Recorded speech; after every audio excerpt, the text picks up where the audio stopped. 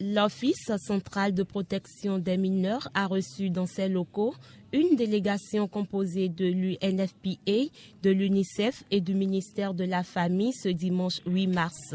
Ceci entre dans le cadre de la célébration de la Journée internationale de la femme et le but de cette visite est de s'enquérir de la prise en charge des personnes victimes de violences. Cette délégation a eu droit à une simulation de l'accueil d'une victime. Merci à tous ceux qui sont venus ici ce soir pour avoir accepté et honoré de leur présence cette cérémonie et vivre de visu ce que nous vivons au quotidien ici à l'OCPM. Tout à l'heure, dans votre allocution, vous avez eu à relever un certain nombre de points, notamment les travailleurs de ce centre qui se situe dans un dénuement total. C'est vrai, le diagnostic a été fait sous l'égide de l'UNICEF et nous avons commencé un projet dénommé projet d'extension et de renforcement des services de l'Office.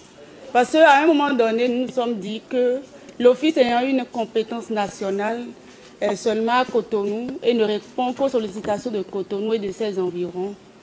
Mais à côté de ça, il faut noter que les maigres moyens qui nous sont mis à disposition ne nous permettent pas de répondre efficacement aux sollicitations que nous avons durant toute l'année. C'est vous dire qu'au démarrage de ce projet, un certain nombre de ministères ont eu à faire des propositions, des suggestions pour l'amélioration des services que nous offrons. Mais jusque-là, cela est resté lettre morte. Je m'en voudrais tout récemment, le 8 décembre 2014, où à Novotel, le ministère de la Famille, représenté par son directeur de cabinet, a eu à prendre l'engagement de nous mettre à disposition des assistants sociaux et psychologues, si possible, pour la prise en charge psychosociale des enfants. Mais jusqu'à présent, rien n'est fait.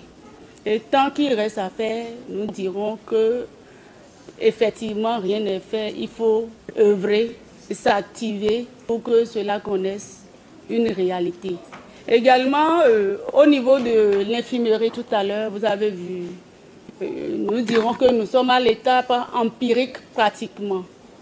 Même pas le minimum de matériel pour la prise en charge. Alors que, à des moments donnés, nous sommes appelés à référencer des enfants vers d'autres centres. Et nous n'avons pas de ligne budgétaire pour cette prise en charge-là.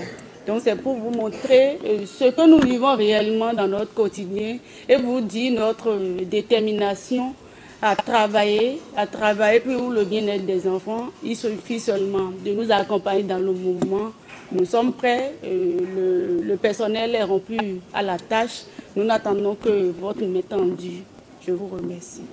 Les différentes doléances présentées par la première responsable des lieux, la commissaire Ghislaine Bokovo-Adjagboni, ont reçu un écho favorable des visiteurs. Pour revenir sur notre simulation de cet après-midi, elle était presque en temps réel, même si nous avions insisté sur l'aspect simulation pour que cela ne soit pas choquant pour les gens impliqués. Néanmoins, nous pouvons dire qu'il faut beaucoup de courage, il faut continuer dans ce sens, parce que certainement que ce n'est pas les meilleures conditions matérielles qui sont réunies. Je suis resté un peu à l'infirmerie pour poser davantage de questions à Madame l'infirmière et me rendre compte que c'est vraiment dans presque un dénuement complet qu'elle travaille.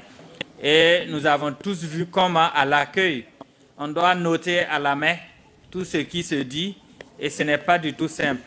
En outre, je crois qu'avec l'adoption du document de SOP, cela doit nous permettre de les suivre à la lettre. Autrement dit, si nous voulons suivre le SOP à la lettre, peut-être que nous aurons besoin d'améliorer un peu les conditions matérielles d'exercice dans les différentes étapes que nous avons parcourues cet après-midi et faciliter aussi la prise en charge par le volet judiciaire et autres. Probablement la partie psychosociale est bien là et on n'a peut-être pas pu la voir explicitement, mais ce qui est certain, c'est que nous devons renforcer le dispositif pour pouvoir appliquer in extenso ce qui est contenu dans le document de SOP. Et donc, je pense que nous devons saluer Madame la directrice, vous-même et vos collaborateurs pour ce que vous faites. Je voudrais notamment remercier l'OCPM, l'Office central de protection des mineurs, et le centre d'accueil de transit des enfants pour vraiment avoir mis à notre disposition le centre et le travail qui est fait au niveau de la protection des mineurs ici au Bénin. Je voudrais dire que l'UNICEF va continuer à appuyer les efforts entrepris dans l'objectif d'améliorer les conditions des enfants, non seulement au niveau du centre d'accueil, mais en général. Et comme bien la chef de l'OCPM l'a mentionné, l'idée c'est de disposer au niveau national de plus de centres d'accueil et des services pour la protection des enfants, donc une police beaucoup plus amie des enfants. Nous allons continuer côte à côte à travailler pour améliorer la prise en charge, l'attention, mais surtout pour assurer que tous les enfants du Bénin sont libres de toutes sortes de violences. Donc je voudrais remercier cette opportunité et vous rassurer que nous allons continuer à œuvrer côte à côte pour relever les défis que nous avons identifiés ensemble pour que les enfants du Bénin se sentent mieux protégés. Merci. Il s'agit de fêter, c'est vrai, mais il s'agit en même temps de réfléchir sur les problèmes de la femme, de la petite fille. Ça cadre bien. Ensuite, autre commentaire que je voudrais faire, ici toujours au nom de Madame la Ministre, c'est de constater que l'OCPM, où les questions de violence, l'utilisation de la femme, etc., sont des préoccupations véritablement transversales et multisectorielles. La procédure de prise en charge ou de quoi opérationnel, vous avez dit là, nous a montré tout à l'heure que un seul secteur n'aurait pas réussi à s'occuper de la personne victime de violence, de la fille victime de violence.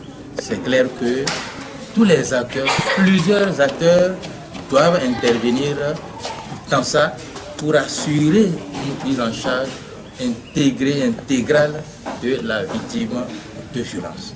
Ceci étant, nous devons prendre acte et de plus en plus nous renforcer les uns par rapport aux autres dans ce système-là. Ces différents acteurs ont au cours de cette visite exhorté les populations à déposer des plaintes ou à dénoncer les différents cas d'abus.